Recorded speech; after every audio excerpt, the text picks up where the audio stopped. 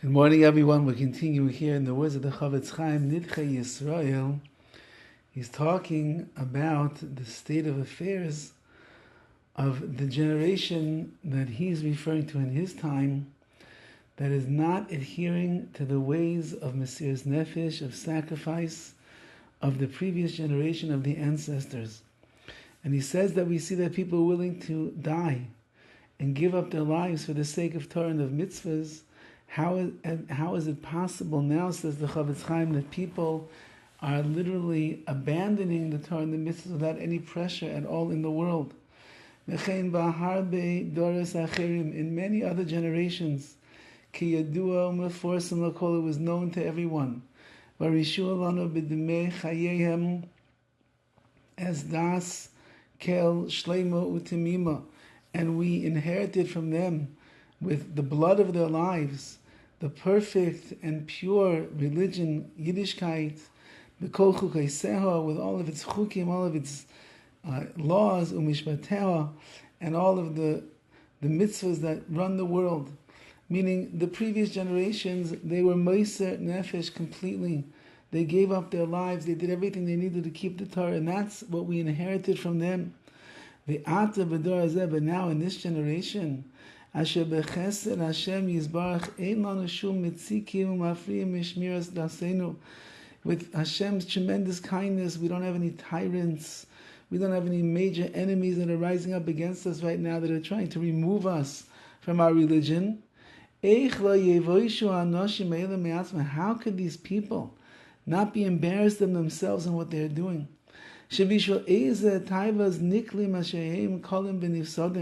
Which fleeting taiva, fleeting desire that's going to disappear and dissipate from this world, are they forfeiting all of their connection to Yiddishkeit? Yashbisu b'shad nefesh kedushas torasenu. They're like divulging themselves completely of the holiness of the Torah, which itself is the root of our existence here in this world, and l'netzach netzachim, for all of eternity. Like it says in the Torah, ki hu chayecha v'arich yamecha, the Torah is your life and the length of your days, which means it's your life in this world and it's your life in the world to come. So how is it possible, says the Horowitz, a person can just throw off the yoke of Torah just like that? They can rid themselves of all of these things for the sake of what? What are you gaining? You're losing out in this world and you're losing out in the world to come. It's also a wonder to me. Al Eila Noshim, on these people, how could they not be frightened of the wrath of Hashem? HaKadosh Baruch Hu is going to bring a person to task at the end of 120 years and ask them, why did you do this in your life? And why didn't you do that? And why did you not keep that mitzvah? So on and so forth. Lu Yihi, She'ayetzar Mata is Liban. Okay, the Yetzar is confounding them and is directing their heart. It's causing that a person doesn't look at the end result. He doesn't look at the future, what's going to be. There's going to be a world to come. But when it comes to this world, their whole desire is that all they want is to reach the desires here of this world. Is that what life is all about? You abandon the world to come, you abandon the true pleasures, spiritual pleasures, and you just make your whole life about focused in on what pleasures you can get in this world. All of the hard work, everything they do,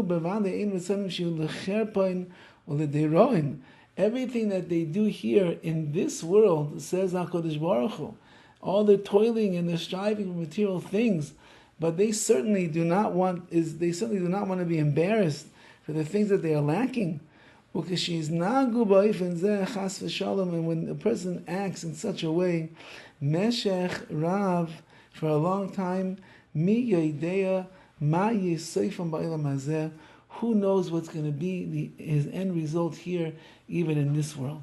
Meaning, such a person, says the Horowitz, if he makes his whole life about this world and he toils and he works hard and he makes effort for this world, he knows that he's never going to get everything.